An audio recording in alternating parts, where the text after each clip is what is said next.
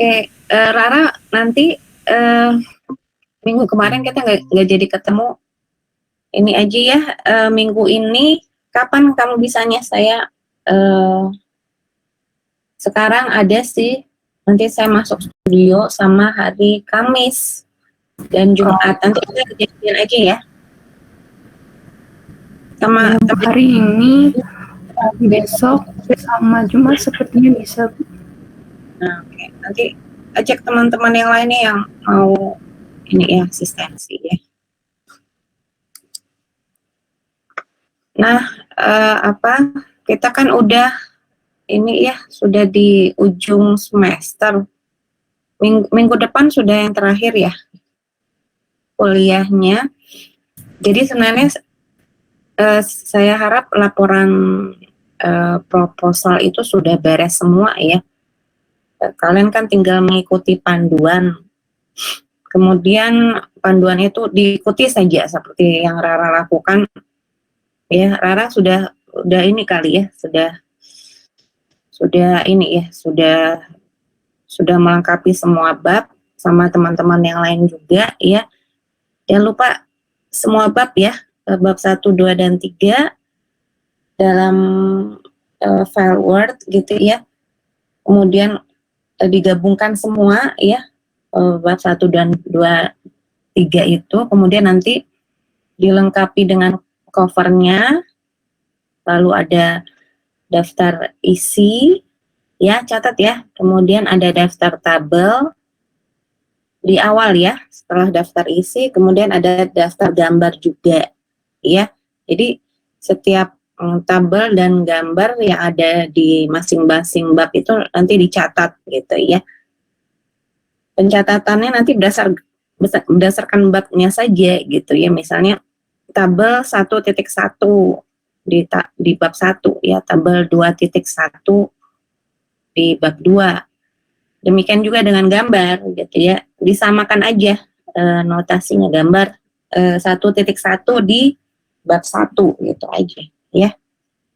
Nah, nanti disertakan dengan halaman, yang pasti halaman harus ada ya. Halaman dimulainya dari halaman bab 1 ya. Sebelum halaman itu kalian pakai dengan ini ya, halaman Romawi ya, pakai huruf Romawi. Nah, kemudian di akhir dari bab 3 ya, ini kan masih draft proposal ya, jadi nggak perlu melengkapinya sampai bab 4, walaupun misalnya ada arahan dari dosen kelas studionya untuk sampai kepada bab 4. Jadi cukup bab 3 saja proposal itu. Kalau sudah bab 4 berarti buku TA kalian sudah selesai gitu ya. Tinggal diwisuda aja mungkin. Nah, sampai proposal itu sampai bab 3 saja. Kemudian nanti pada draft laporan itu di akhir lengkapi dengan daftar pustaka ya. Nah, daftar pustaka itu penting. Kemarin kan saya bilang ya,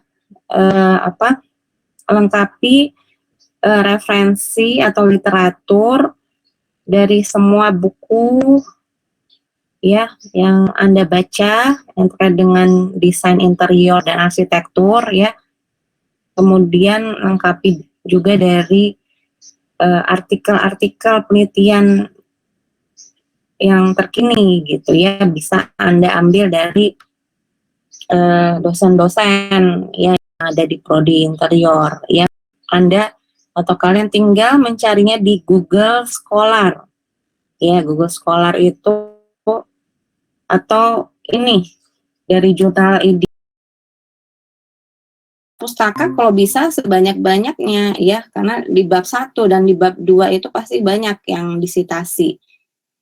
Di bab 3 juga bisa kalau misalnya salah satu dari studi banding kalian itu diambil datanya secara online gitu ya, baik itu studi banding maupun studi presidennya ya pada pendekatan desain tertentu. Nah, kemudian daftar pustaka ya harus ada. Jadi benar-benar harus dari artikel atau buku ya, jangan kebanyakan dari dari internet atau blogspot yang nggak jelas ya. Kan ada juga artikel-artikel yang kalian ambil dari internet gitu ya. Nah itu cantumkan aja sumber ininya, artikelnya ya, dari jurnal mana dan lain sebagainya. Itu daftar pustaka sangat penting. Dari situ Anda bisa buat penelitian yang lebih detail gitu ya untuk TA Anda ini. Nanti itu yang diharapkan di akhir tugas akhir Anda juga harus ada penelitian yang sudah terpublikasi. Ya, itu yang diharapkan. Jadi bukan hanya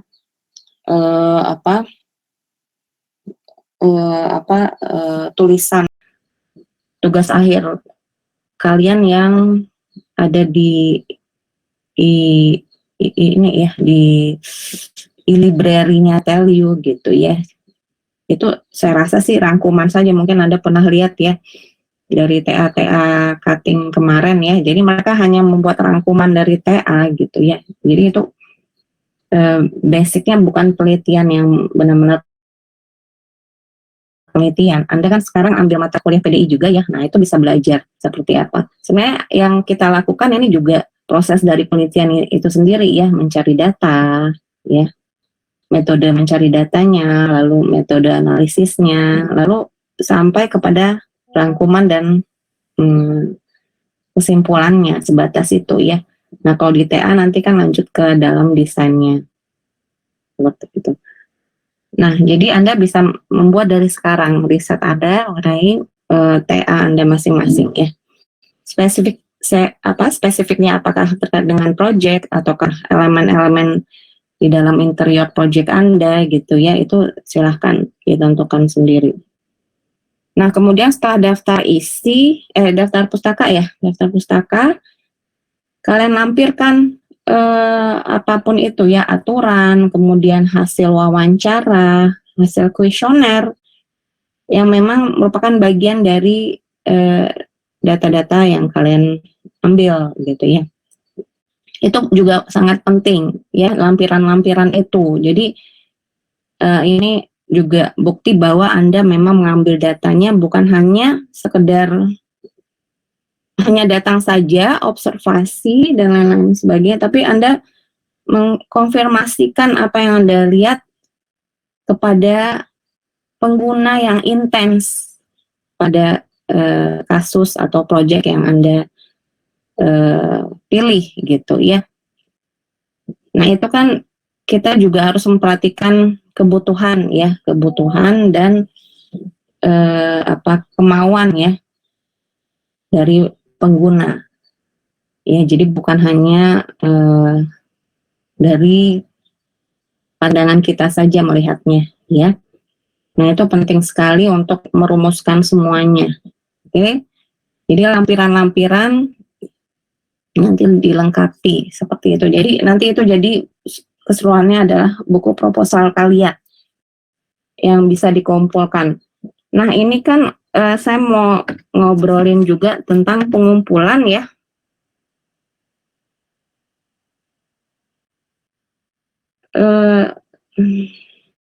Kita terakhir kuliah itu tanggal berapa sih? Minggu depan ya? Iya, ya benar ya, Kak? Ya benar ya, Rara ya? Minggu depan ya? Nah oke. Ini kan kita nggak ada UAS ya teman-teman ya. Ya oke lah, waktu itu kan saya bilang minggu pertama bulan Januari. Nah ini oke lah, ini apakah sudah bisa dikumpulkan? Nah oke, saya beri kesempatan lagi minggu kedua ya, berarti minggu depan di hari terakhir ya, minggu kedua gitu ya, Jumat lah ya, Jumat itu kalian kumpulkan draft proposal ya, karena tanggal 20 Januari itu saya harus sudah memasukkan nilai gitu ya, jadi harus saya baca semua dulu untuk kelas ini ya, untuk kelas yang lain juga. Nah selain draft proposal itu, saya juga minta kalian untuk membuat PPT ya, PPT hanya 15 slide ya untuk proposal Anda itu ya. Jadi 15 slide untuk PPT. Jadi Anda ketika Anda lulus dari seminar ini, Anda sudah siap untuk menghadapi proses tugas akhir, diawali dengan kelayakan proyeknya, yaitu sidang preview pertama tugas akhir ya nanti di semester depan. Jadi siapkan PPT, nanti urutannya akan saya berikan ya. Jadi sebenarnya cukup 15 slide aja ya untuk menjelaskan proposal Anda gitu ya. Jadi slide pertama itu mengenai latar belakangnya pastinya ya. Kemudian apa sih latar belakang kenapa Anda memilih proyek itu gitu ya.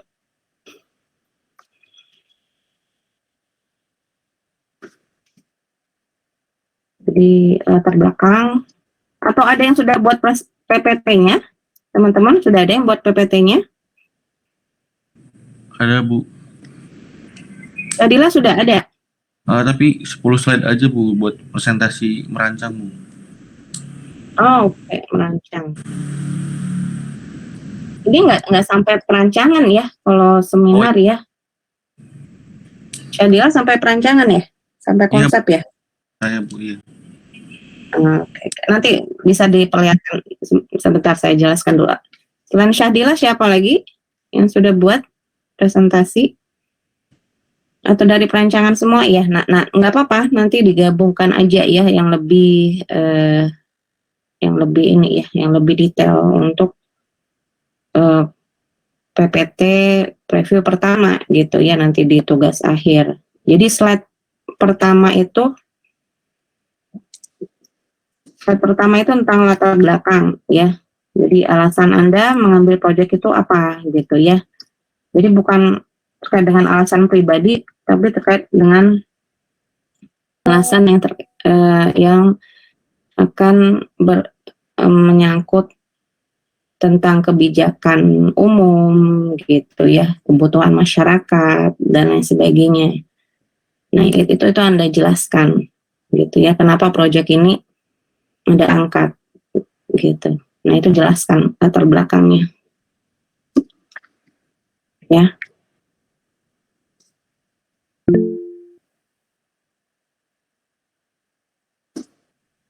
Slide pertama itu terkait dengan latar belakang ya. Nah Anda bisa intinya ya, kita mungkin Anda terbiasa presentasi, saya yakin ya jagonya kalau ngomong ya, tapi intinya kalau ngomong itu berbobot, ada isinya dan ada dasarnya ya. Jadi jangan asal ngomong aja tanpa ada dasar. Kemudian menjelaskan PPT itu ya supaya tidak boring, karena nanti ketika Anda presentasi di dalam proses TA itu, dosen-dosen kan sudah memegang laporan Anda. Jadi ketika Anda menjelaskan tidak perlu terlalu detail mengenai suatu yang mesti diuraikan panjang lebar gitu ya, atau bahkan Anda membaca. Tidak, jadi cukup pointer-pointernya saja. Apa sih yang penting, yang esensi ya dari apa yang bisa Anda jelaskan di proposal itu ya. Jadi latar belakang ya, intinya kalau desainer bangunan menjelaskan harus banyak gambar ya. Jadi gambar itu ditambah dengan keterangan Anda itu akan bisa menjelaskan banyak hal ya. Jadi perbanyak gambar ya, latar belakang. Oke, latar belakang ya. Kemudian yang berikutnya adalah langsung ke permasalahan ya. Permasalahan yang terkait dengan bidang ilmu interior ya, yang terkait dengan interior itu sendiri ya, pada kasus Anda. Itu permasalahannya apa ya. Nah ini disertai dengan dengan gambar-gambar, ya, gambar-gambar existing, apakah dari project redesign, ya, gambar-gambar yang dari kalian ini survei, ya, ataupun existing, ya, kalau yang redesign, ya, ataupun yang kalau teman-teman yang new design, Anda juga bisa memperlihatkan gambar-gambar dari studi banding, ya. Studi banding itu juga menjadi acuan kita melakukan ini, ya, desain, pengembangan desain. Jadi perlihatkan gambar-gambar yang ada permasalahannya, ya, terkait dengan lingkup desain interior pada existing dan studi banding, ya, lalu jelaskan supaya Anda tidak mengulangi, ya, kesalahan-kesalahan itu pada desain Anda nanti. Jadi coba dijelaskan permasalahan-permasalahannya, ya. Nah, kemudian setelah itu adalah tujuan, ya. Nah, tujuan ini penting, ya, tujuan perancangan.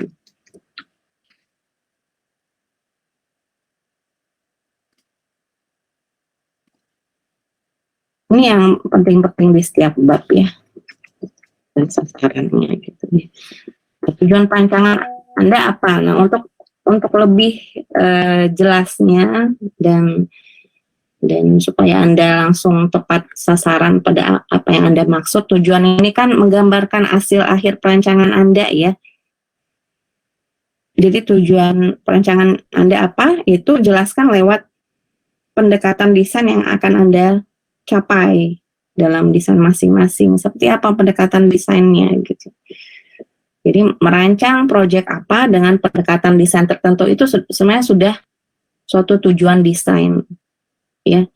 Jadi dosen-dosen dan mungkin masyarakat secara umum tuh bisa membayangkan seperti apa akhir dari desain Anda itu, maksud dari uraian tujuan itu, ya. Nah, kemudian jadi untuk misalnya tujuan-tujuan yang lainnya seperti memaksimalkan standarisasi atau mewadahi pengguna, itu kan bagian dari desain secara keseluruhan, ya. Jadi kita membahas yang utamanya dulu, ya. Seperti apa desain itu pada akhirnya, ya. Karena secara visual, ya, desain itu harus terlihat seperti apa. Dan permasalahan-permasalahan yang terkait dengan standarisasi, mewadahi orang, mewadahi isi ruang dan sebagainya, itu sudah kita solusikan sebelumnya, ya, merupakan satu paket di dalam proses desain kita, ya. Jadi jelaskan tujuan dan sasaran. Sasaran itu bagaimana mencapai tujuan, ya, misalnya pendekatannya terkait dengan teknologi gitu, ya.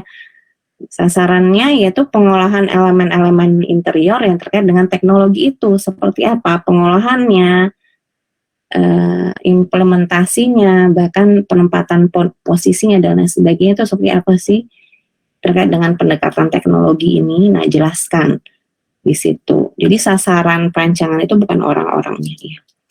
Nah, ini tujuan dan sasaran ini disertai dengan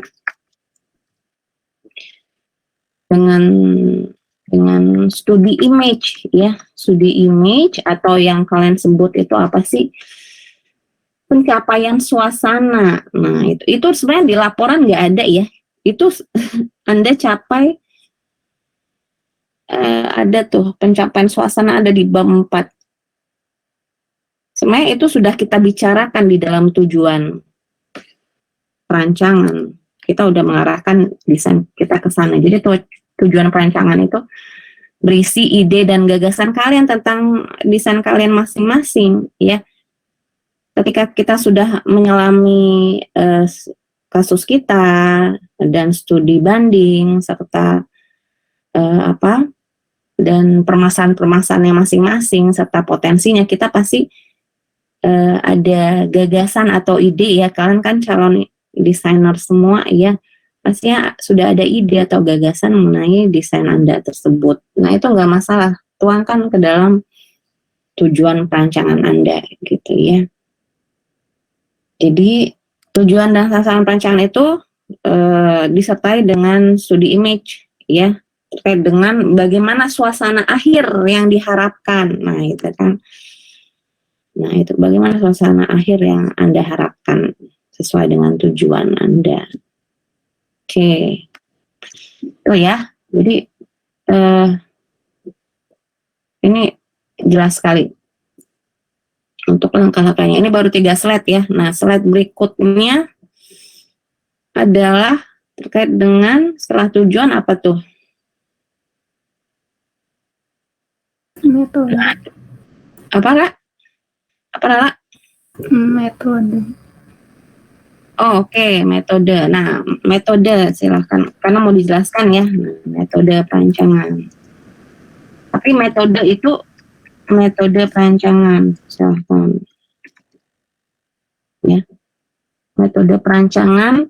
Nah, metode perancangan ini kan cara ya, cara-cara merancang, dan Anda bisa jelaskan lewat tahapan-tahapannya seperti apa sih, dari tahapan pertama Anda mengenali proyek kalian sampai dengan nanti kalian mengembangkan desain itu sendiri ya.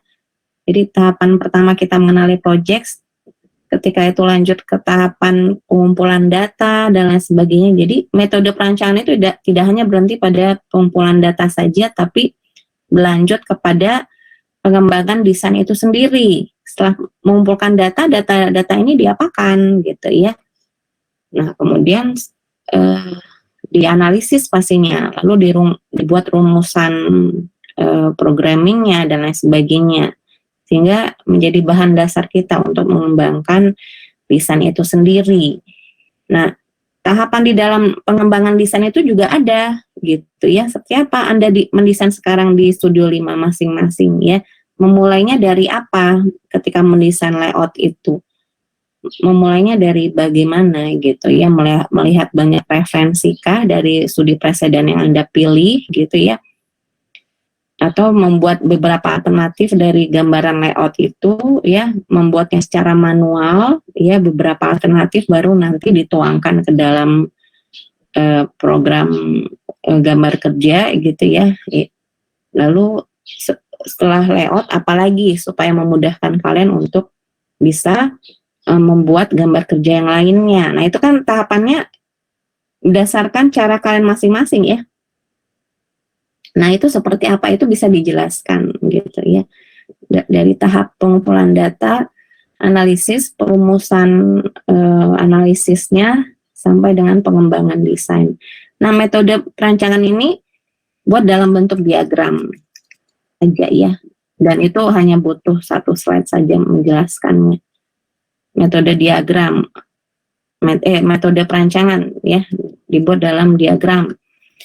Nah, ini juga bisa sebenarnya menjelaskan bagian dari kerangka perancangan Anda ya, kerangka pikir perancangan Anda gitu ya, metode ini. Jadi metode perancangan itu nanti diagramnya awali dengan latar belakang, permasalahan, dan tujuan perancangan juga gitu ya.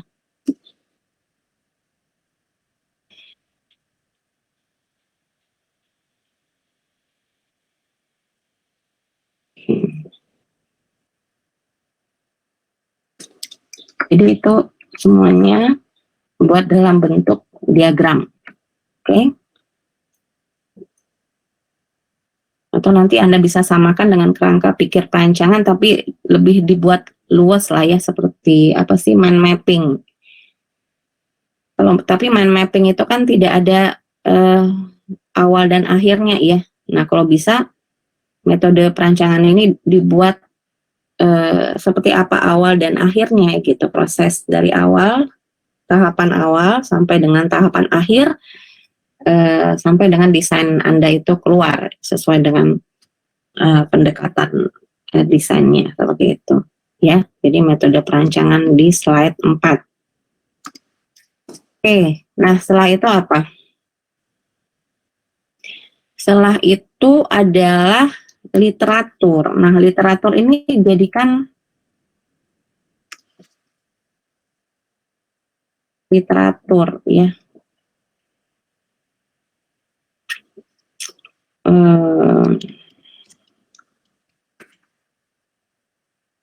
Nah, literatur ini jadikan diagram juga, teman-teman ya.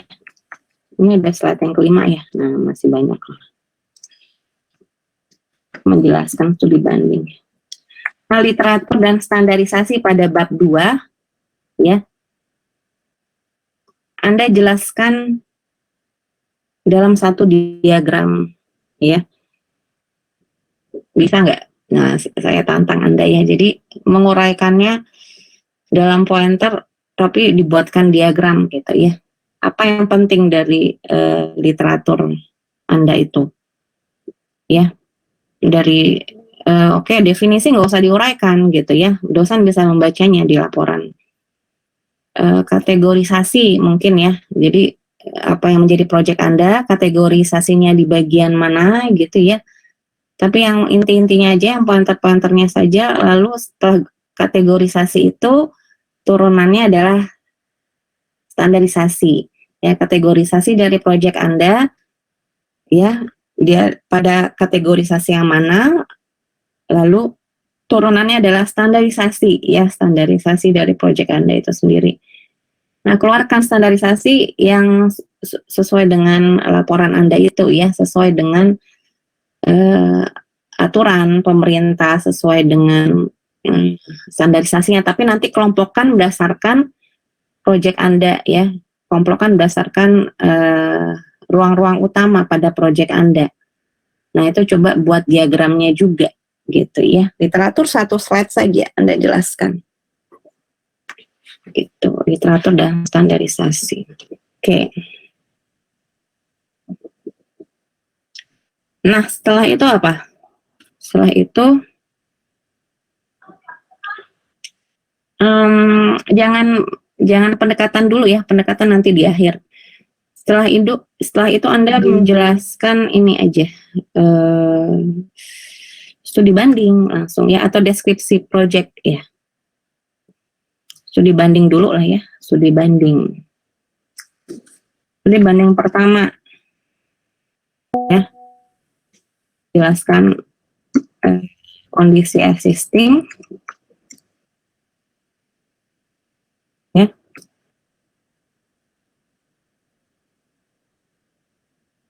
Serta ditutup dengan permasalahannya dan potensi. Jadi ini pastinya banyak gambar ya mengenai studi banding kalian. Jadi nggak usah dijelaskan terkait dengan apa sih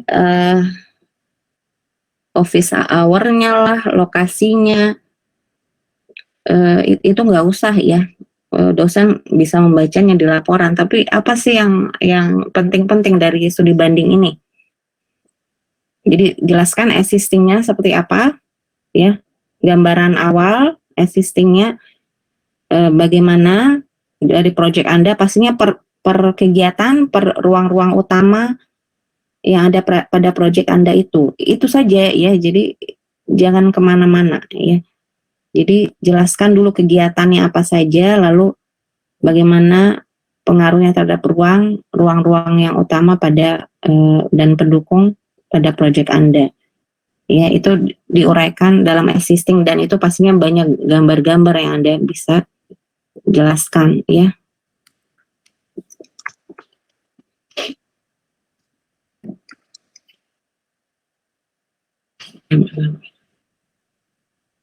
Serta ditutup dengan permasalahan dan potensi ya. Pada studi banding 1 apa permasalahan dan potensinya? Nah, ini slide ke-6. Satu slide saja. Ya. Oke. Nah, berikutnya untuk studi banding yang kedua juga sama ya. Studi banding kedua juga jelaskan seperti apa existing-nya ya. Ruang aktivitasnya dan ruang-ruang utamanya bagaimana. serta disimpulkan dengan permasalahan dan potensi. Oke. Studi banding kedua. Udah 7 slide ya. Tadi kita berapa slide tadi? 15 ya. Karena Anda nanti presentasi ya untuk dari preview 1 sampai sidang akhir yang terakhir ya, sidang puncaknya itu. Jadi cuma 15 menit ya, Anda 15 menit lah kalau dosennya baik sampai 20 menit ya. Tapi itu cukup 15 menit saja ya Anda menjelaskan. Nah, nanti baru akan dipenuhi dengan pertanyaan-pertanyaan dosen gitu ya. Studi banding 1, studi banding 2. Oke, nanti kalau misalnya mau diselipin satu slide lagi dengan tabelnya gitu, nah itu silakan boleh ya. Misalnya slide ke-8 Anda tambahkan tabel untuk perbandingan di dalam ruang-ruang utamanya ya.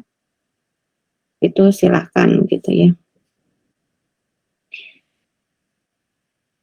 Lalu yang paling penting adalah deskripsi project Anda ya. Nah, ini deskripsi projectnya.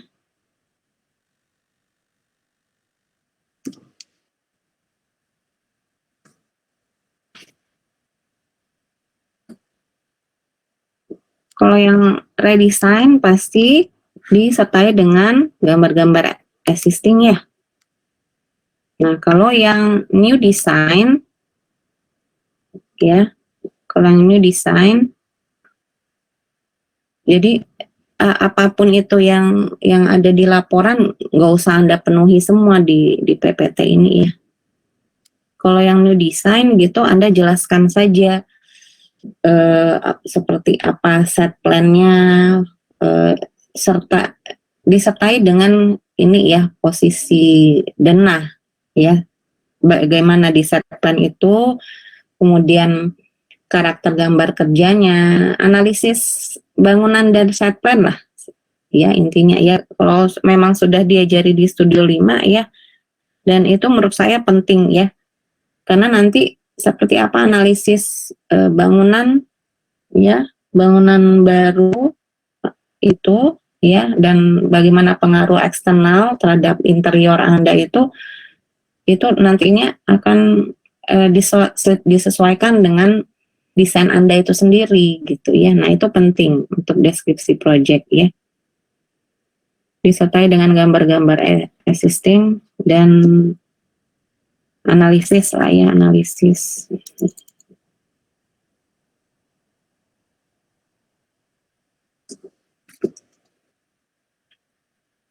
Bangunan dan set plan ya,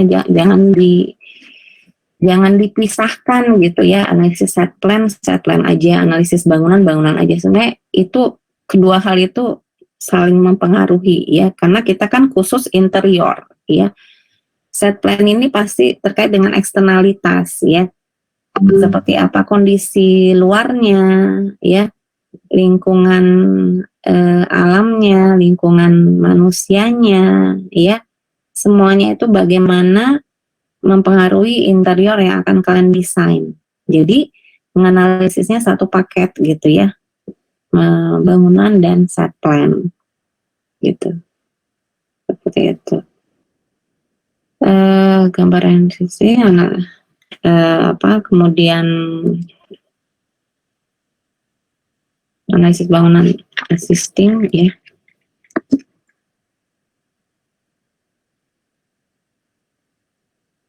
Nah, ini mungkin ini aja dulu ya untuk deskripsi project. Kalau yang terkait dengan sejarahnya, visi misinya dan lain sebagainya itu nanti Anda arahkan saja. Jadi ketika presentasi itu Anda juga harus memegang laporan Anda masing-masing ya. Anda tanda itu halaman-halaman yang penting di mana saja. Makanya harus ada nomor halaman ya. Harus ada nomor halaman. Anda tandai halaman-halaman yang penting. Lalu Anda bisa memberitahukan ke dosen gitu ya, yang lebih detail lagi di halaman sekian gitu ya. Jadi Anda presentasi di slide ini cuma menampilkan yang penting-penting saja gitu. Oke. Nah, kemudian juga pastinya pada deskripsi proyek Anda masing-masing pastinya ada permasalahan dan potensi juga gitu ya.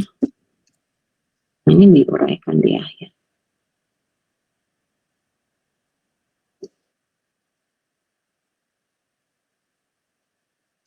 Nah, slide ke-8. Jadi kalau kalian bisa lihat ya, kalau Anda membuat fenomena, siapa yang pernah nanya ke saya di kelas ini ya, atau di kelas lain. Jadi fenomena itu apa sih Bu? Fenomena itu adalah apa yang Anda lihat di sekitar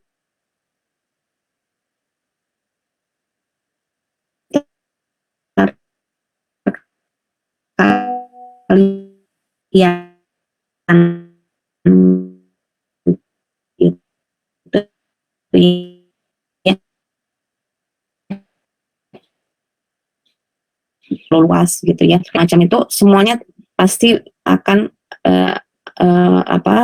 akhirnya itu pasti akan terkait dengan interior itu sendiri. Jangan kemana-mana, jangan ke arah sosial lah, ke arah ekonomi, ke arah apapun itu ya. Jadi bagaimana pengaruh sosial ekonomi terhadap interior itu yang Anda lihat gitu. Kalau memang ada pengaruh-pengaruh eksternal itu. Nah, kalau kalian bisa lihat dari slide 6, 7, dan 8, ini kan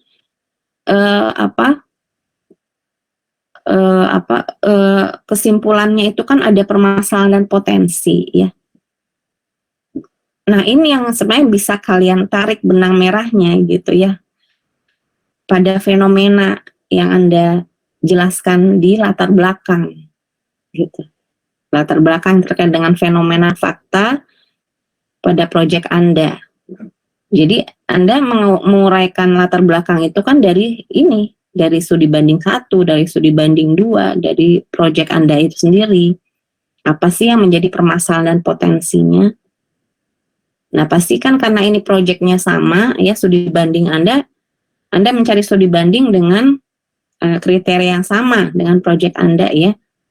Nah, ini pasti kita bisa melihat ada kesamaan, ya. Pastinya juga ada perbedaan ya dari uraian permasalahan dan potensinya. Nah, dari persamaan-persamaan itu kita bisa menariknya menjadi suatu fenomena, gitu ya.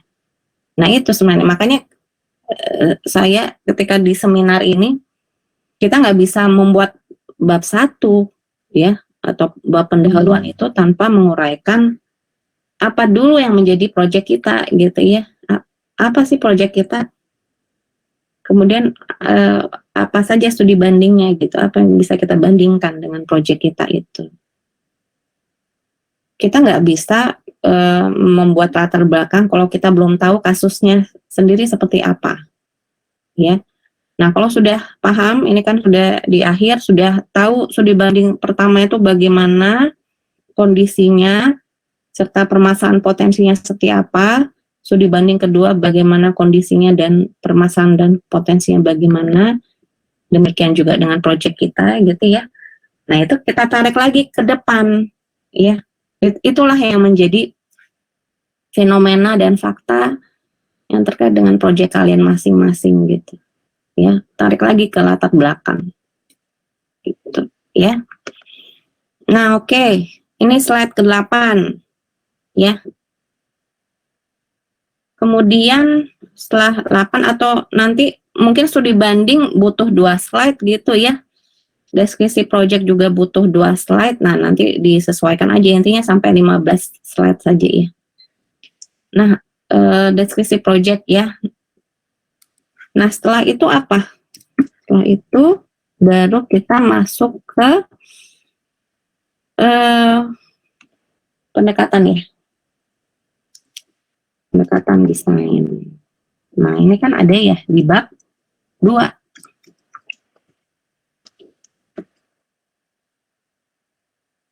Pendekatan desainnya apa?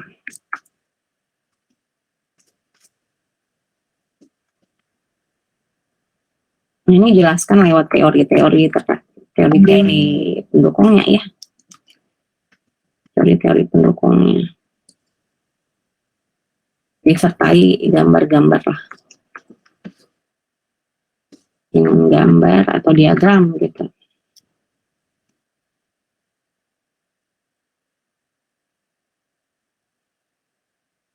Nah, saya juga terkait dengan pendekatan desain ini kan banyak teori-teori yang mungkin tidak menyentuh interior sama sekali ya. Nah, Anda harus bisa menjelaskan seperti apa teori ini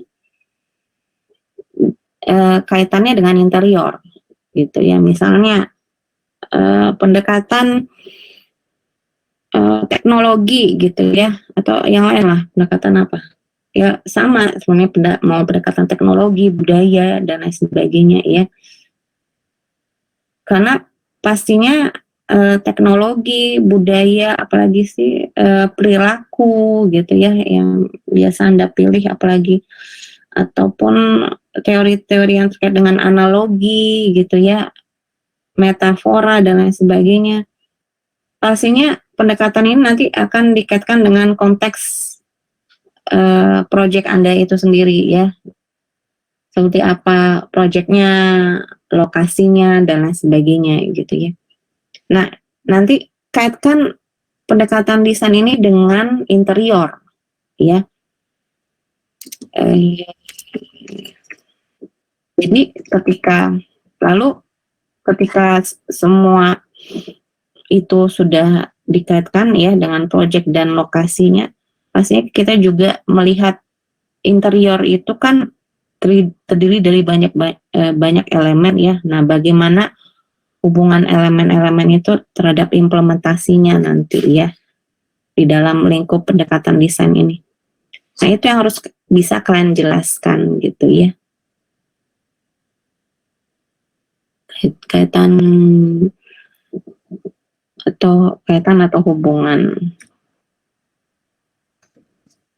pendekatan, karena ada beberapa pendekatan tertentu yang terlalu lebar gitu ya, jadi terlalu banyak teorinya, misalnya pendekatan perilaku gitu ya, atau yang Anda suka itu psikologi ruang gitu ya, jadi Anda terlalu mendalami karakter dari suatu, nggak tahu lah karakter individu siapa gitu ya, atau lebih ke psikologi manusianya, tapi nggak ada menjelaskan bagaimana hal itu berhubungan dengan ruang gitu loh. Intinya kita ruang kan, ruang interior, tapi ya, jadi di dalam ruang interior itu banyak elemen-elemennya gitu ya. Ada elemen sirkulasi ya, ada elemen bentuk ruangnya, ada yang lebih detail lagi yang terkait dengan elemen-elemen yang lainnya. Nah, itu jelaskan seperti apa hubungannya.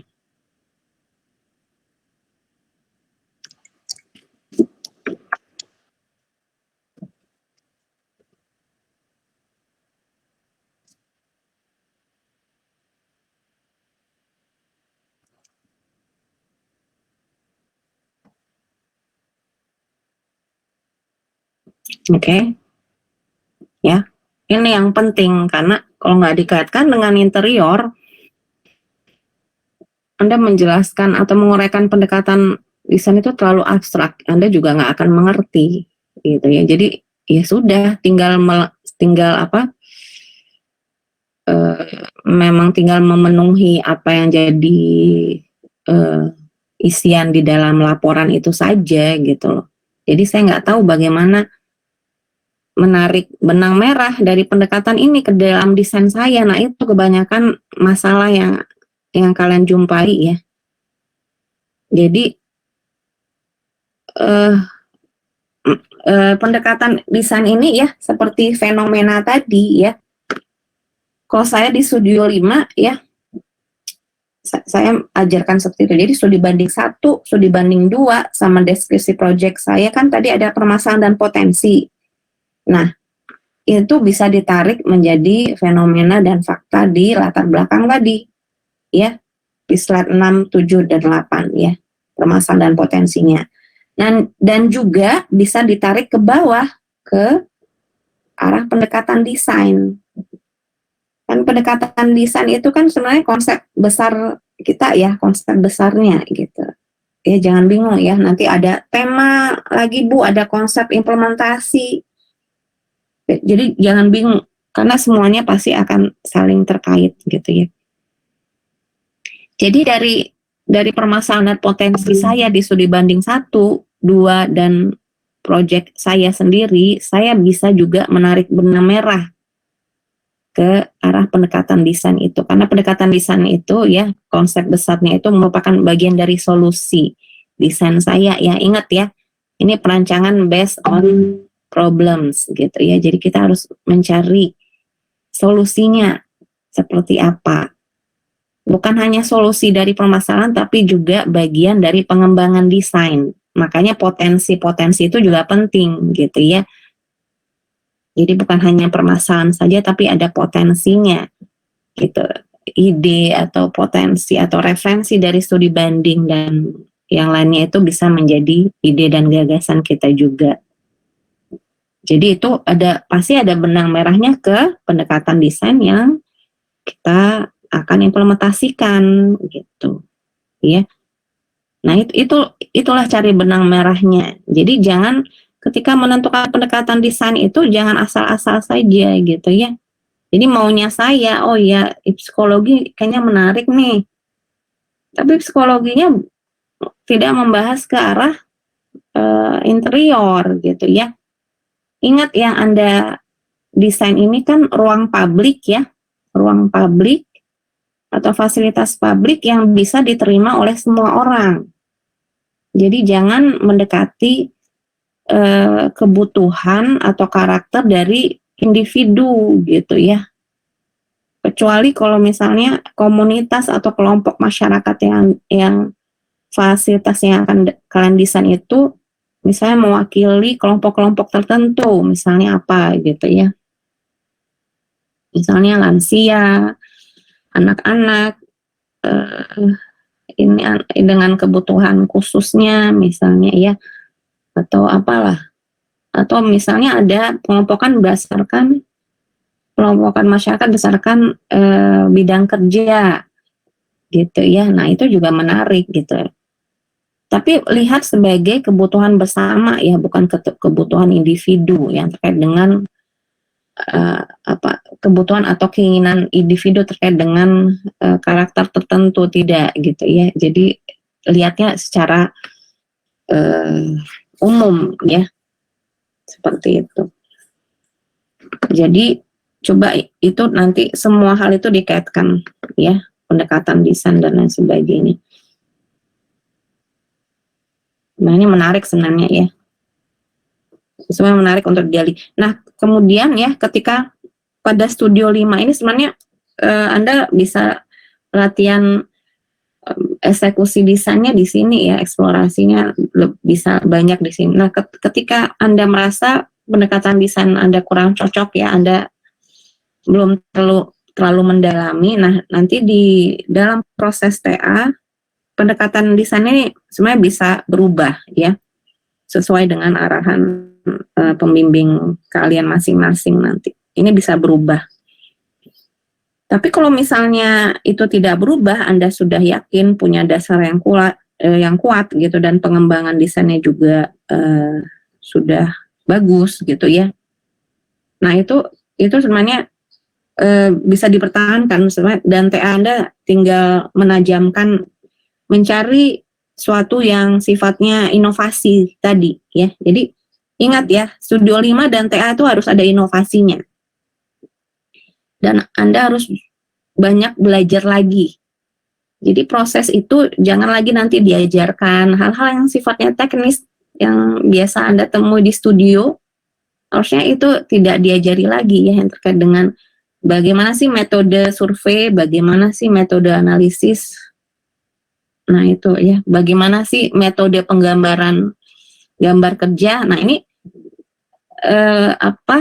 berhubung studio 5 Anda cuma layout ya, cuma layout doang dan mungkin ditambah 3D kasar ya. Nah untuk gambar kerja yang lainnya, apakah Anda lupa? Kan kebiasaan kita ya, kita atau Anda ya, nggak tahu saya. Kalau saya memang pasti udah ini ya. Nah ketika nanti ditanya lagi ini gak menggambarkan gambar kerja detail-detail ini masih ingat nggak gitu ya, detail interior, detail mebel dan lain sebagainya. Nah itu pelajari lagi ya, karena Anda melewati semester yang Anda tidak menggali semua desain itu gitu loh. Ini baru pada angkatan Anda ya, baru pada semester ini. Jadi studio itu hanya layout saja. Bahkan dulu hanya diarahkan layout saja ya. Jadi dan ada masukan untuk menambahkan 3 dimensi. Karena kan kita terkait dengan ruang ya, bukan hanya 2 dimensional seperti teman-teman di Avika yang lain gitu ya. Kita terkait dengan ruang pasti harus ada volumenya juga dilihat gitu. Nah, itu kemudian pada detail-detail yang lainnya ya, jangan lupa seperti apa standarisasi penggambaran gambar kerjanya dan lain sebagainya ya. Nah itu dipelajari lagi karena Anda miss di situ ya. Pada layout aja seperti apa sih, Anda masih ingat nggak gitu ya. Nah kemudian pada gambar kerja yang lainnya jangan lupa nanti di TA, dan itu bukan tugas kami lagi, tugas dosen TA untuk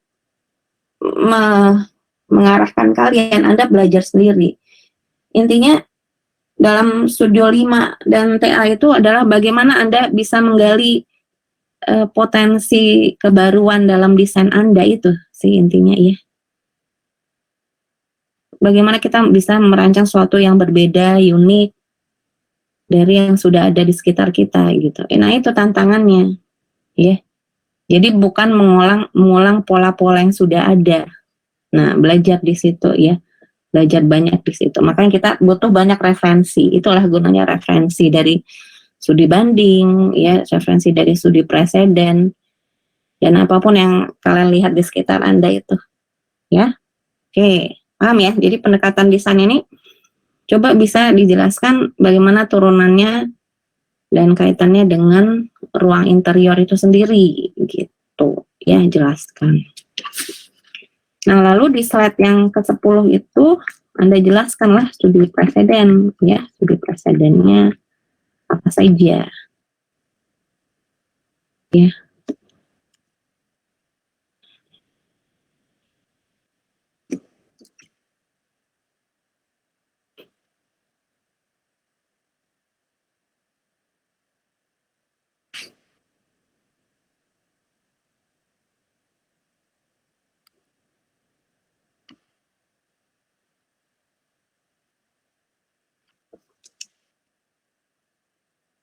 Studi preseden, oke. Studi preseden, studi preseden bisa 2 ya, 1 atau 2. Nah, jelaskan studi presedennya yang terkait dengan desain interior. Yang perlu saya ingatkan ya, studi preseden ini berbeda dengan studi banding ya. Kalau studi banding, sebenarnya persamaannya apa? Nah, persamaan studi banding dan studi preseden gitu ya. Kan sama-sama ini, sama-sama apa? Sama-sama referensi, sama-sama referensi di dalam desain kalian, ya. Nah, apa perbedaannya ya? Kalau di studi banding itu kita menjelaskan semua aspeknya itu kan sama ya dengan proyek kita ya, dari kegiatan, ya, uraian aktivitas gitu ya, ruang-ruang utama dan pendukungnya ya, itu levelnya sama semua gitu ya. Nah kalau studi preseden ya, Anda tidak melihat itu, Anda tidak melihat proyeknya, tapi kalau misalnya mau mencari proyek yang sama silahkan ya, tapi intinya Anda melihat pada studi preseden ini bagaimana pendekatan desainnya itu diimplementasikan pada setiap elemen-elemen ruangnya gitu ya.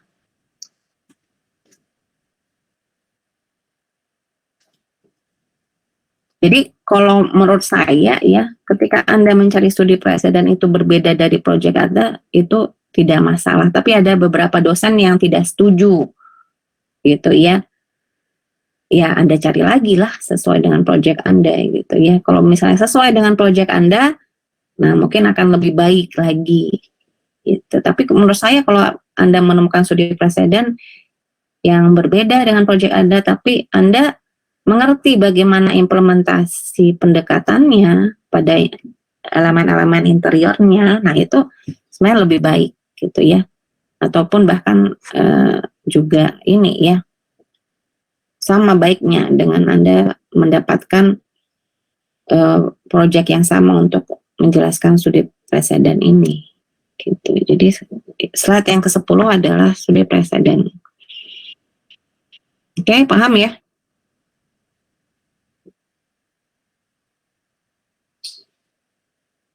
Sebenarnya udah selesai sih, dari latar belakang, tujuan, permasalahan ya, permasalahan, tujuan sasaran, metode perancangan, literatur dan standarisasi, studi banding pertama, studi banding kedua, deskripsi proyek, pendekatan desain, dan studi presiden. Nah, nanti mungkin ada beberapa slide yang lebih untuk studi banding ya, studi banding 1, 2 slide gitu, studi banding kedua 2 slide, deskripsi proyek juga butuh 2 slide gitu ya. Nah itu berarti udah 13 ya. Nah yang lainnya Anda tutuplah dengan kesimpulan dan lain sebagainya. Udah, jadi di sini di preview pertama itu sudah nggak kira-kira, sudah ini ya teman-teman ya, untuk bab 1, 2, dan 3, sudah semua ya? Halo? Ibu, kalau untuk batasan sama manfaat itu dimasukkan tidak? Oke. Boleh, Ra. Berarti batasan dan manfaat ya, batasan terkait dengan lingkup desain Anda ya. Berarti di antara tujuan dan metode ya, batasan dan ini ya, manfaat. Manfaat nggak usah deh, batasan aja ya, manfaat nanti dosen-dosen bisa melihat. Jadi batasan aja. Nah, nanti batasan ya, batasan perancangan.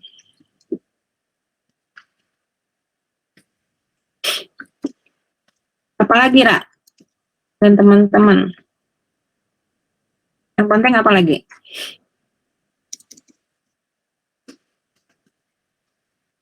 Ini batasan perancangan di antara slide tujuan dan metode ya.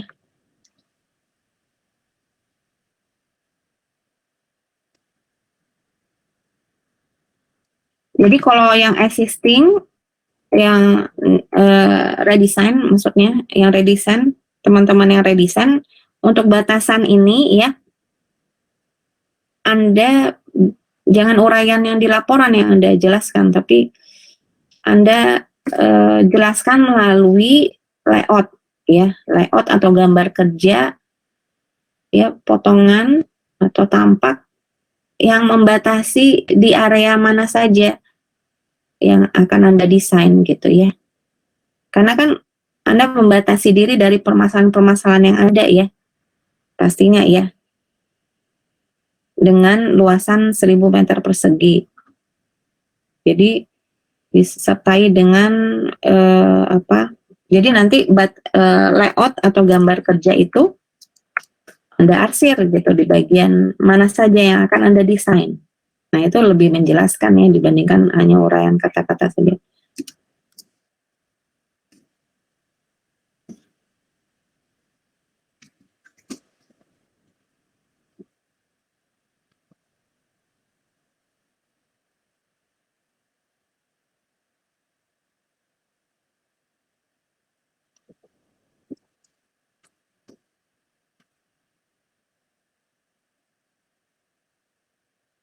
Batasan perancangan lingkup yang didesain ya. Nah, lalu jelaskan lingkup yang lainnya ya, lingkup yang terkait dengan orang-orangnya, penggunanya, lingkup yang terkait dengan tempatnya dan lain sebagainya. Nah, itu dengan penjelasan Anda saja, tapi uraian yang Anda taruh di ini, di PPT itu Anda jelaskan lingkup desain secara fisik ya, batasan desain Anda secara fisik gitu ya. Nah, bagi teman-teman yang new design ya, batasi juga terkait dengan fungsi-fungsi utama ya, fungsi-fungsi atau ruang-ruang utama pada bangunan atau pada proyek kalian gitu ya. Nah, itu di bagian mana saja yang akan didesain. Gitu ya, batasan perancangan.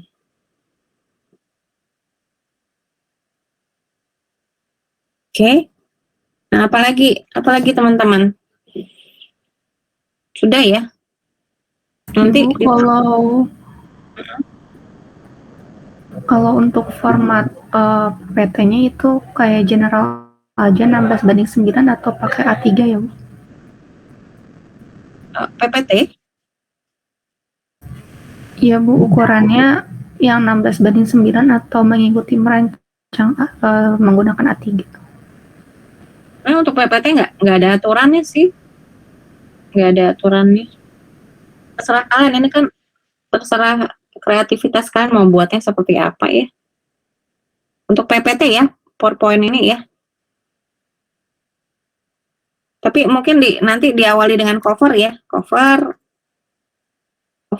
ini saya lupa. Cover berarti apa? Kalau di cover tuh ada project kalian. Jangan lupa ya. Jadi judul itu harus disertai dengan apa? Dengan project apa sih?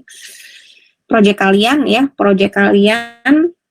kategorinya redesign atau perancangan ya. Kalau new design itu nggak usah pakai perancangan baru ya, tapi perancangan saja gitu ya. Lalu judul di dalam judul itu apalagi karakter project, kemudian lokasi serta pendekatan desainnya ya. Jadi nanti di laporan juga kayak gitu ya, judulnya harus ada harus ada project kalian namanya apa gitu ya, lokasinya di mana serta pendekatan desainnya ya, jangan lupa itu di judul.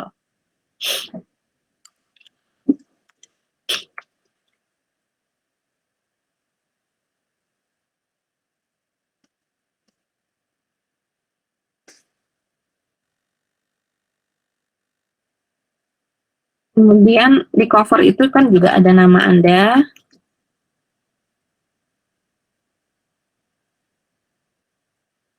Lalu pembimbing, ya pembimbing jangan lupa. Nah, kalau nanti udah masuk preview 2, kalau sudah masuk preview 2, Anda harus dengan sopan juga mencantumkan nama penguji, ya, penguji 1 dan 2. Ya, supaya nanti dosen-dosennya senang gitu ya, oh ada nama saya, berarti mahasiswanya tahu dengan saya, ya gitu ya. Ada kan dari kalian, dosen ini tahu nggak? Enggak, gitu. Karena nggak pernah ketemu. Nah, cantumkan nama pengujinya, siapa saja. Lalu inilah, yang terakhir logo value ya.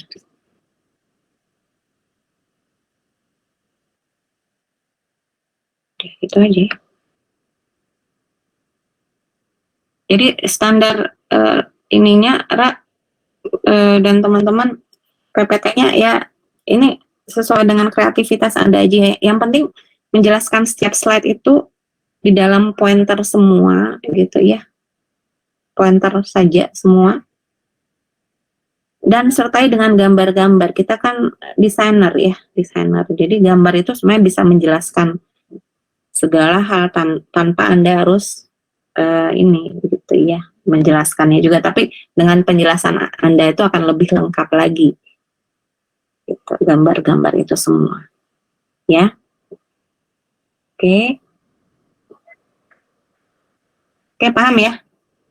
Ibu, kalau untuk analisis kebutuhan perancangan kan itu ada di bab 3, itu dimasukkan di deskripsi project atau nggak usah? Untuk programming ya? Ya, Untuk review 2 sebenarnya ini dulu deh yang penting. Tapi kalau Anda mau masukkan silahkan. Karena itu di proposal ya, Anda tidak sampai programming juga nggak masalah sama saya. Yang penting deskripsi projectnya aja, ya. Deskripsi projectnya aja, uraian projectnya.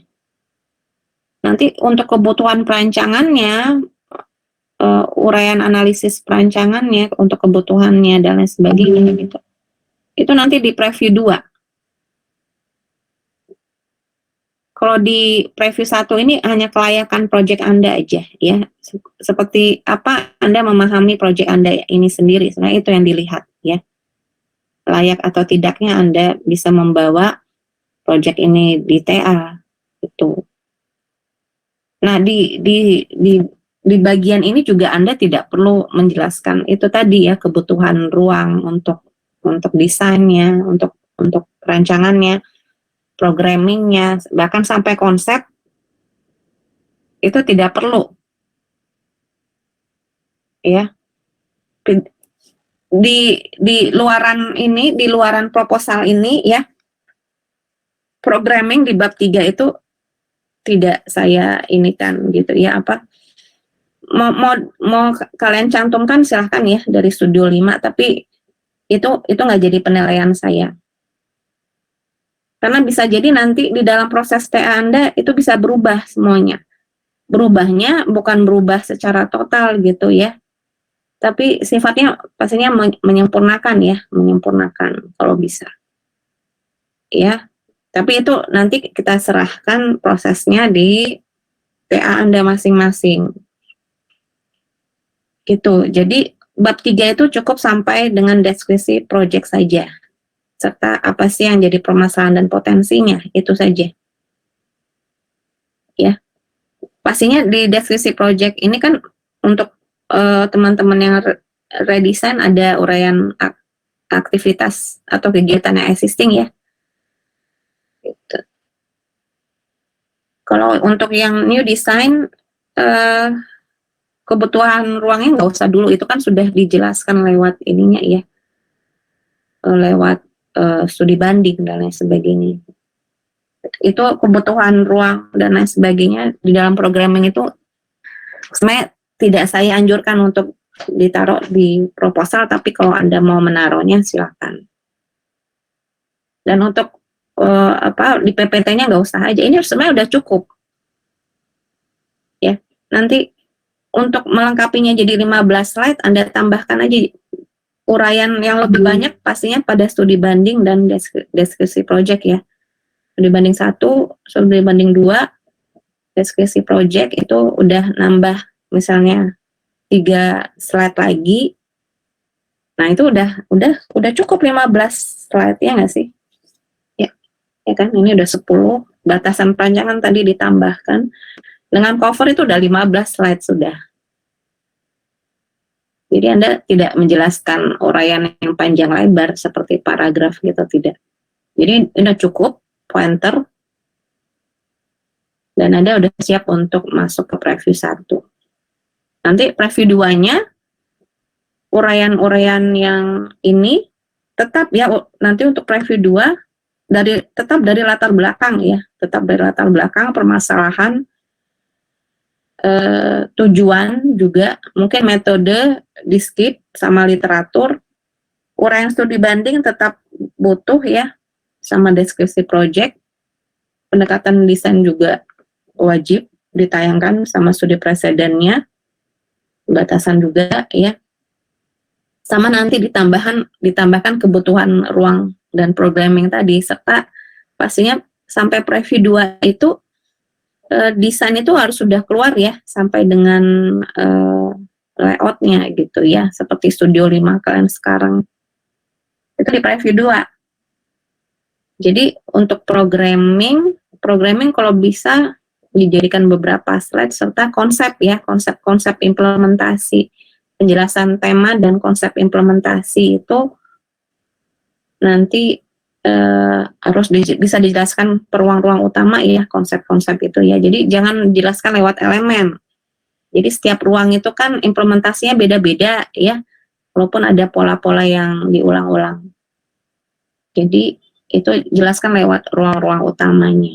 Nah, nanti ada beberapa slide yang mungkin kalian bisa ini ya, gabungkan penjelasannya dari slide preview 1 ini gitu. Nanti tetap untuk preview 2 jumlahnya 15 slide juga gitu ya. Sampai dengan Anda bisa menjelaskan desainnya, layout dan 3D-nya lah seperti itu. Untuk preview 2. Itu ya, teman-teman ya. Jadi ini aja untuk seminar ya. Ya, Larasati silakan. Mau bertanya apa? Bu, ini tuh di PowerPoint-nya dipresentasiin atau kita record atau gimana, Bu? Untuk hari pengumpulannya juga, Bu.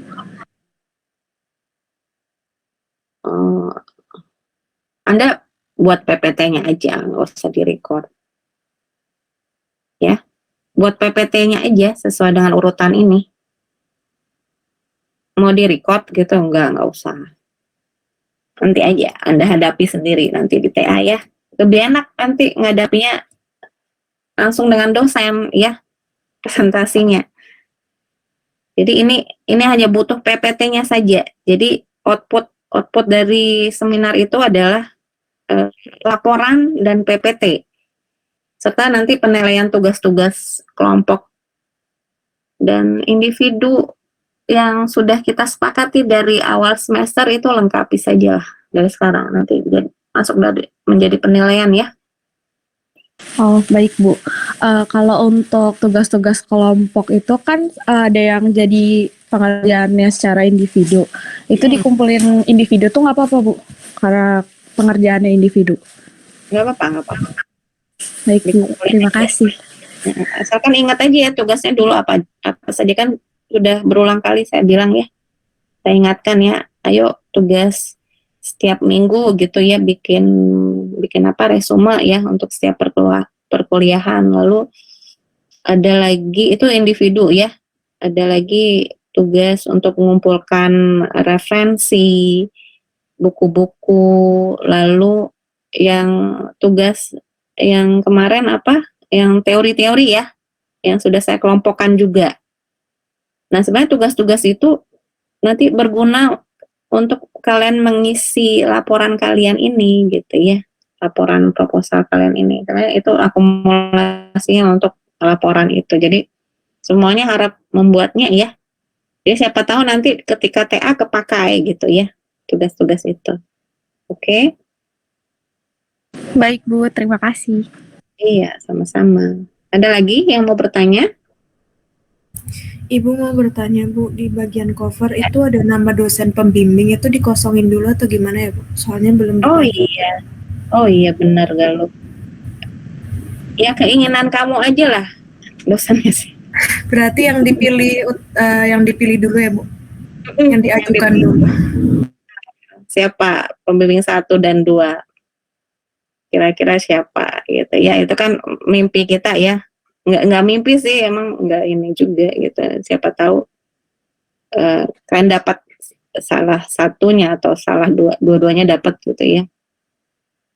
Ditaruh aja pembimbingnya siapa sesuai dengan kompetensinya. Nah, kompetensi dosen itu kan pernah saya bilang ya, kompetensi dosen itu terkait dengan pendekatan yang apa yang biasa mereka lakukan gitu ya, di dalam pengajarannya, di dalam penelitiannya dan lain sebagainya. Anda bisa lihat kan, ini dosen ini sering ngajarin apa gitu ya, sering bahas tentang apa gitu dan lain sebagainya.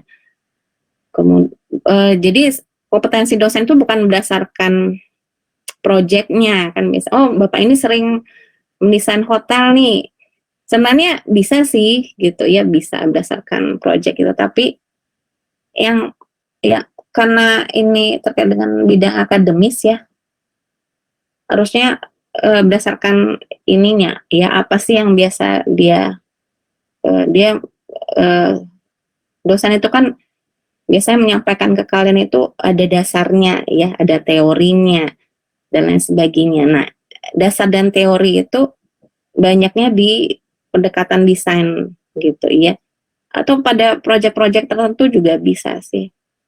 Tapi enggak proyek tertentu, misalnya saya mengajarkan kalian ya di seminar atau Studio 5, dosen-dosen Studio 5 itu kan sebenarnya interiornya sama semuanya, tapi proyeknya yang berbeda ya. Dengan apa yang membedakan kegiatannya gitu ya, aktivitas yang membedakan setiap interior itu gitu, atau aktivitas dengan tipologi ruangnya yang berbeda-beda ya. Ingat kita sudah berbicara atau tentang tipologi ruang ya di pertemuan awal ya. Nah, itu yang membedakan. Kemudian arahan desainnya sebenarnya itu yang menjadi karakter dari masing-masing dosen gitu ya. Seperti apa arah desainnya. Untuk semua proyeknya sebenarnya intinya sama gitu ya. Yang membedakan aktivitasnya. Tapi yang paling signifikan di dalam yang Anda butuhkan untuk arahan di dalam TA Anda ini adalah seperti apa arahan pengembangan desainnya. Kalau hanya secara standarisasi ya kita bisa semua belajar bersama gitu. Standarisasi untuk proyek-proyek tertentu seperti apa itu gampang dipelajari. Tapi yang akan menjadi rumusan yang lebih penting itu yaitu arahan desain seperti apa. Nah, itu sebenarnya Anda bisa melihat dari kompetensi berdasarkan pendekatan tertentu. Biasanya dosen ini menguasai apa sih gitu ya. Nah, silakan, atau bahkan dari proyek juga bisa sebenarnya ya, silakan juga. Tapi nggak terlalu signifikan ya. Gitu. Oke. Jadi untuk pembimbing silakan, atau bahkan sudah membayangkan pengujinya siapa gitu ya. Saya lebih baik dibimbing atau diuji oleh dosen ini gitu ya. Nah, silakan juga ditaruh di cover. Tapi di laporan proposal TA dikosongkan saja ya.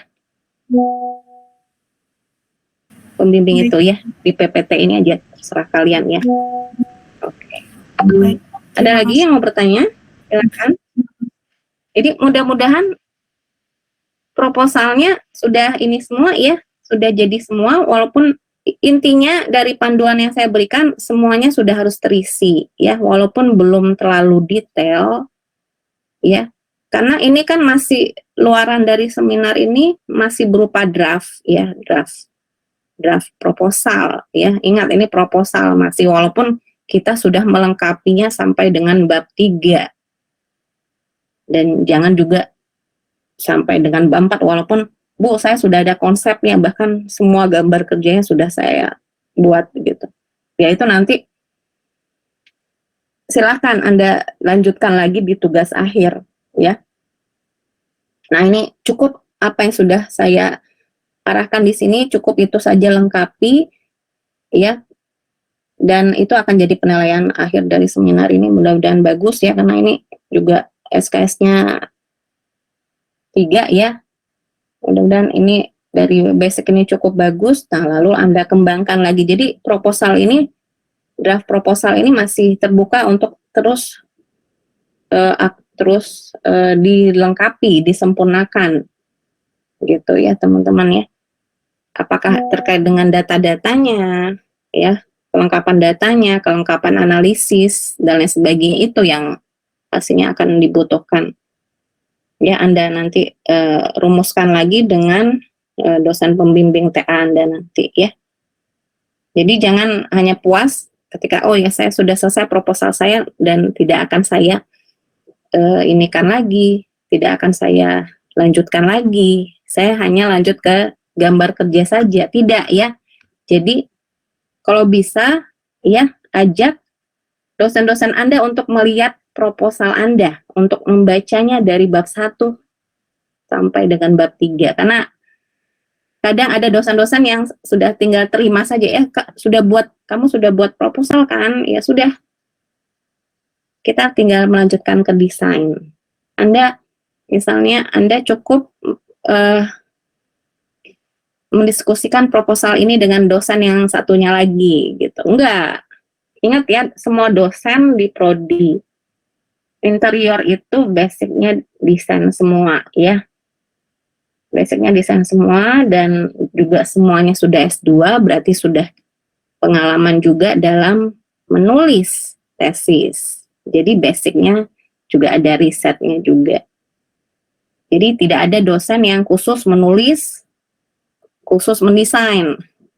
Gak ada gitu ya.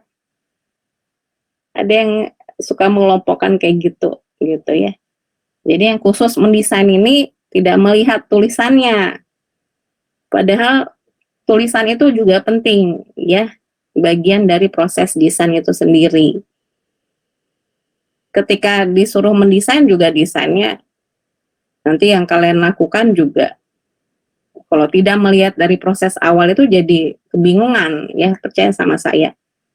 Mungkin Anda perhatikan juga ketika di Studio 5 ini ya, proses Studio 5 kalian, ketika Anda tidak melihat proses sebelumnya, Anda cuma fokus di tema dan konsep Anda saja gitu ya, pasti akan kebingungan.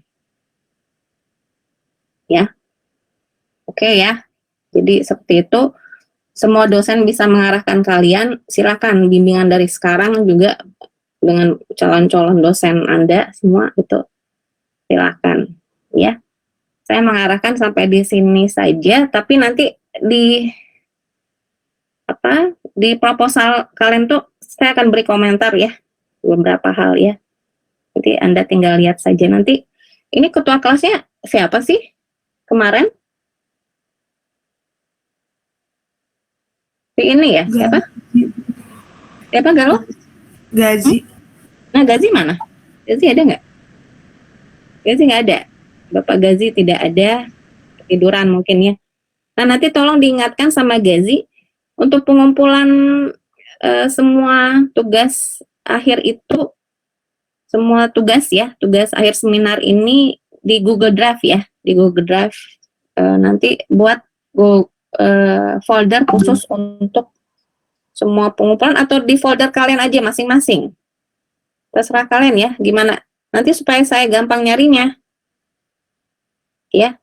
Tapi misalnya kalau kalian sudah banyak laporan gitu ya, yang sudah kalian upload untuk progres, nanti informasikan untuk laporan terakhirnya itu yang mana gitu. Apakah sesuai dengan tanggal atau penamaan gitu ya. Jadi laporan proposal tugas akhir yang sudah fix gitu ya, yang bisa saya baca, dan itu diinformasikan lewat penamaan filenya ya, atau nanti mau dibuat folder sendiri untuk pengumpulannya.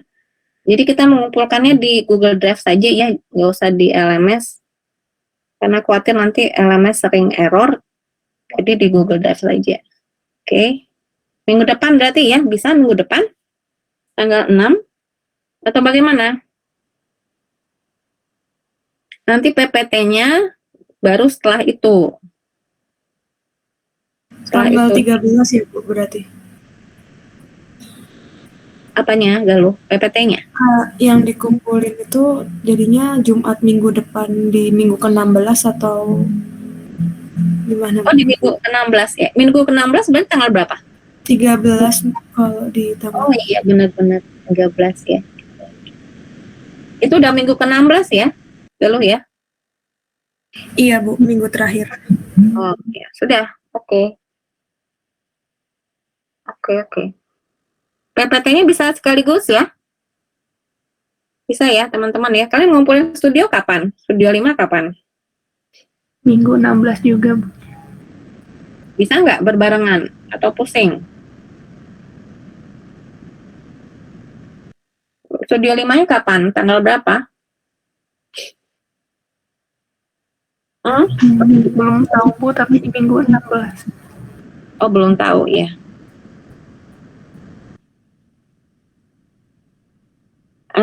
Ya, kalau bisa, ya kalian kan pastinya berproses ya. Sudah ada yang kalian buat ya. di Studio 5, bahkan di seminar itu sendiri, bahkan di mata kuliah yang lainnya, bukan memulainya dari awal ya. Jadi itu tinggal dilengkapi selama liburan kemarin, pasti sudah dilengkapi semua. Jadi saya tunggulah sampai akhir minggu depan ya, 13, 14 sampai dengan 15 ya. Yang penting minggu depan gitu ya. Baru nanti minggu berikutnya dari tanggal 16 sudah saya mulai menilai dan lain sebagainya, oke? Tanggal 20 ya, atau mungkin nanti ada pengunduran kapan penilaian itu. Ya udah, nggak apa-apa, intinya minggu depan ya. Oke. Ada lagi yang mau bertanya?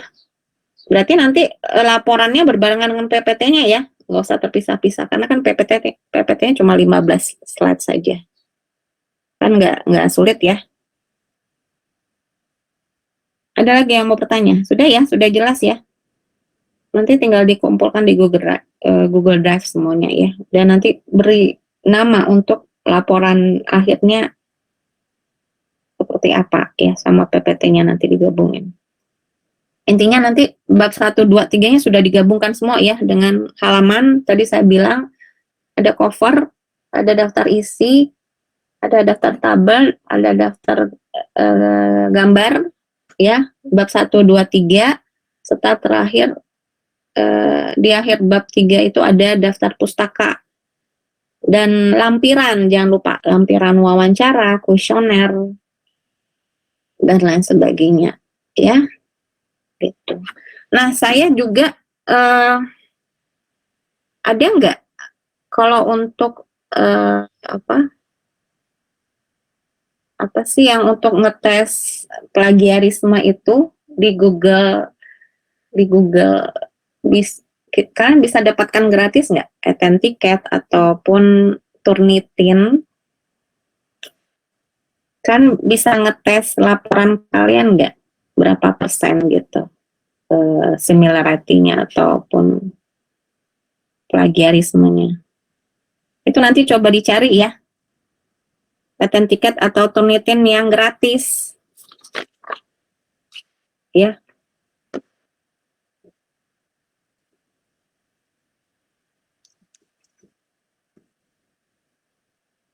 Pernah ada nggak ngecek plagiarisme? Belum pernah ya?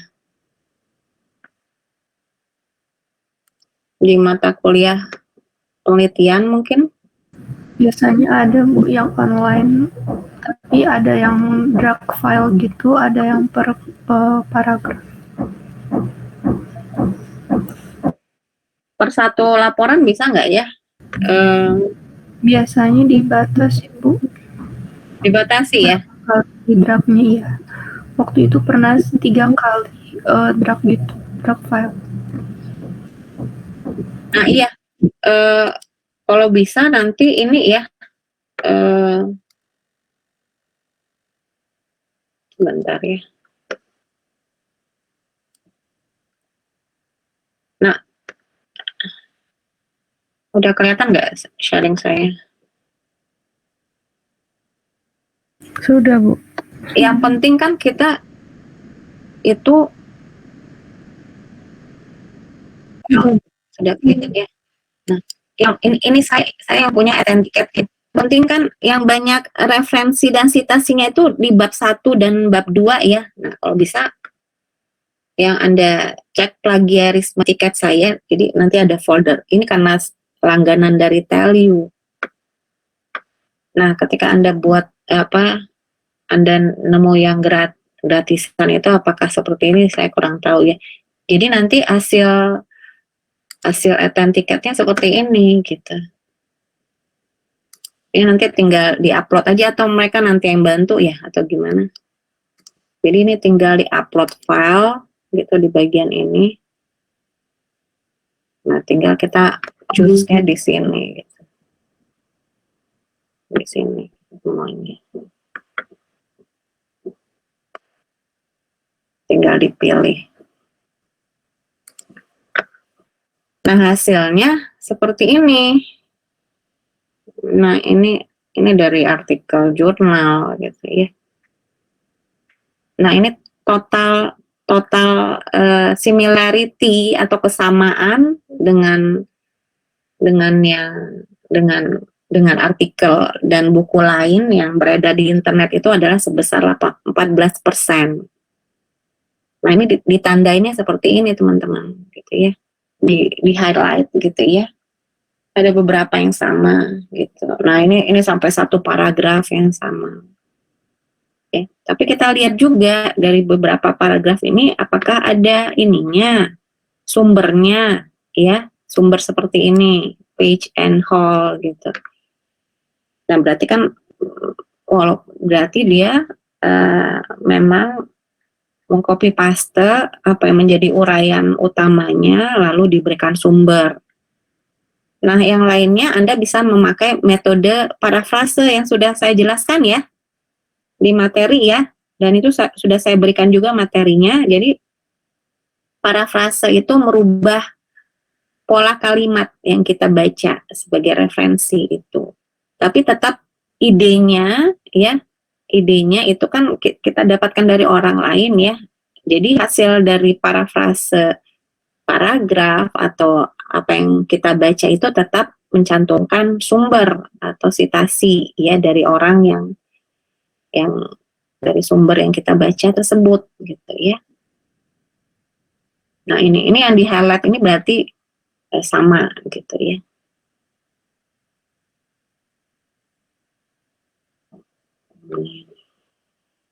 Kalau ini karena artikel jurnal ya, karena di hasil penelitiannya sendiri ya pastinya highlightnya sedikit gitu ya. Persamaannya karena ini sudah uraian yang menjadi analisisnya. Nah, pastinya nanti di bagian analisis, makanya saya bilang kalian di TA ini bisa bekerja sama gitu ya dalam mengambil data, tapi di bagian analisis itu adalah hasil pemikiran kalian masing-masing ya. Jadi analisis data-data yang kalian peroleh bersama itu kan nanti cara pandang kalian masing-masing akan beda. Nah, uraiannya ya pastinya akan berbeda-beda. Nah, itu juga akan menghindari plagiarisme. Ya. Nah, untuk jurnal aja saya mensyaratkan 15% ya. Nah, untuk laporan mungkin lebih dari itu ya. Mungkin ya jangan sampai 50% juga. Similarity-nya ini yang di bagian kanan atas ini 14% ini jangan sampai 50% juga ya teman-teman ya. Berapa lah? 25 lah batasnya ya. Intinya nanti highlight ini akan saya lihat juga terutama untuk bab 1 dan 2 ya. Bab 1 kan banyak gitu citasinya, bab 2 apalagi karena literatur ya. Kalau di bab 3 misalnya ada studi image, studi banding yang kalian peroleh dari internet, data-datanya. Nah, coba nanti sebagian besar tulisannya diparafrasekan, ya.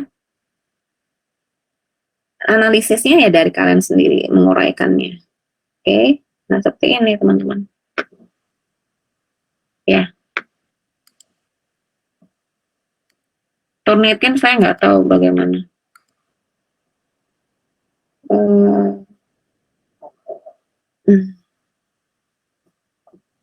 Nah, waktu itu kan saya udah jelaskan ya mencari apa? Mencari mana Google Scholar nih, Google Scholar.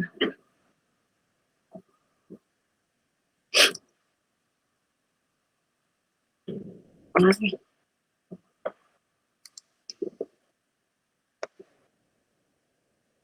ini Google Scholar saya ya. Anda cobalah cari dari sini atau dari Google Scholar dosen-dosen ya. Bentar saya cari jurnal.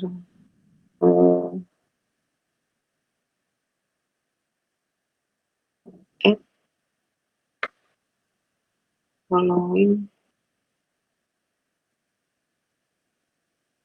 Coba kita chat. Nah, ini dosen-dosen lain banyak ya, Bu Titian, Bu Santi, Pak Agus, ya.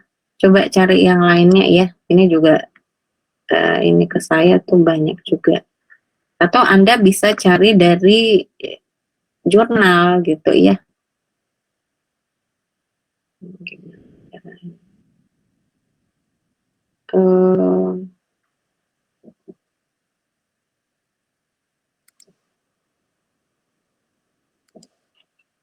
Coba cari dari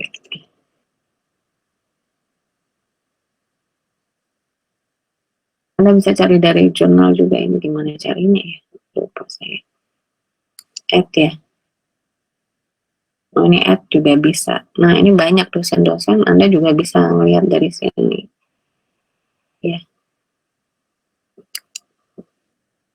Dari dosen.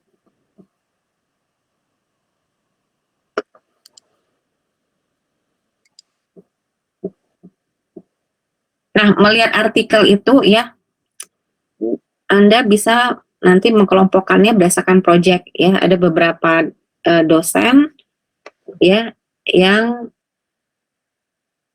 apa? Yang melakukan penelitian ya berdasarkan project tertentu ya. Yang fokus pada elemen-elemen pada project tertentu gitu ya. Ataupun membahas pendekatan-pendekatan desain tertentu ya. Nah, itu juga bisa nanti kalian kelompokkan berdasarkan project dan pendekatan desain tertentu. Jadi mencari artikel berdasarkan itu ya teman-teman. Oh, ini Pak Sehan nggak ada ini. Nah, ini buat kita ya. Ada Putitian. Kita tidak ada ya. Ini ada Pak Irwan. Nah, Pak Irwan. Nah, ada yang membahas coworking gitu ya. Ada yang terkait dengan masjid. Nah, ini cari di sini. Jadi referensi itu masih atau citasi di dalam bab 1, 2, dan 3 kalian itu masih bisa terus dilengkapi ya. Nah, ini ada Bu Aida juga. Siapa lagi? Pak Fajar. Okay.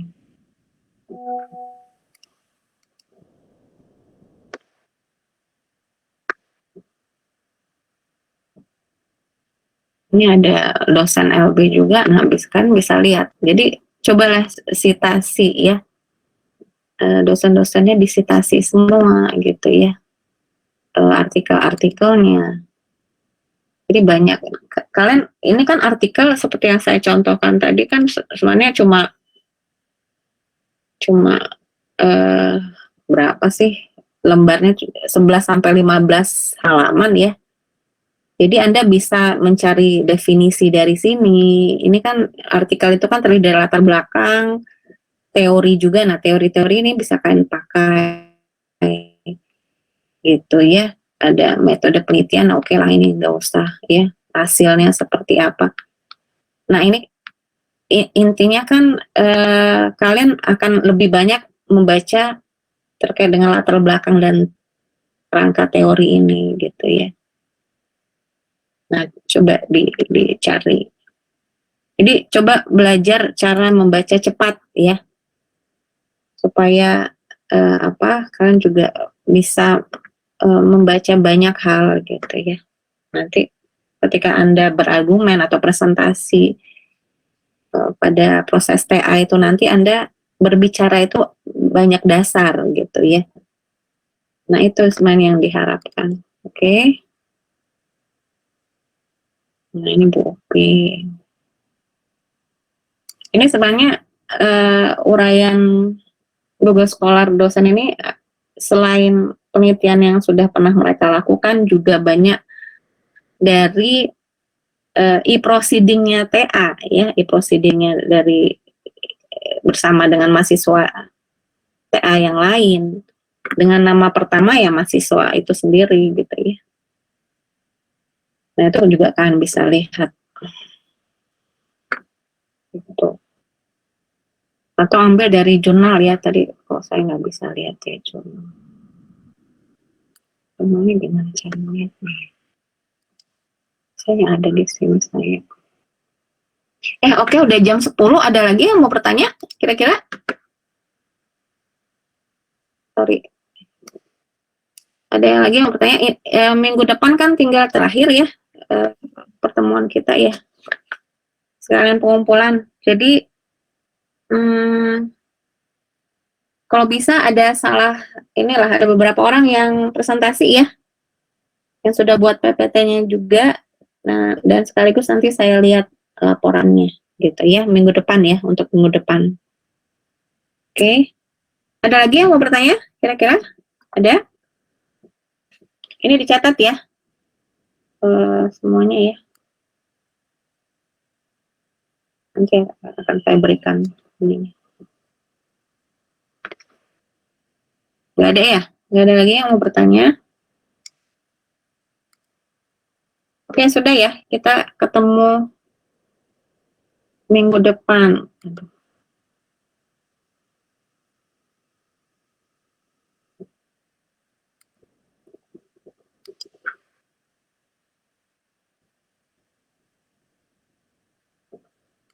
Oke, terima kasih semua ya. Saya tutup kelasnya ya. Dilengkapi proposal PPT-nya ya. Oke, terima kasih. Terima kasih banyak.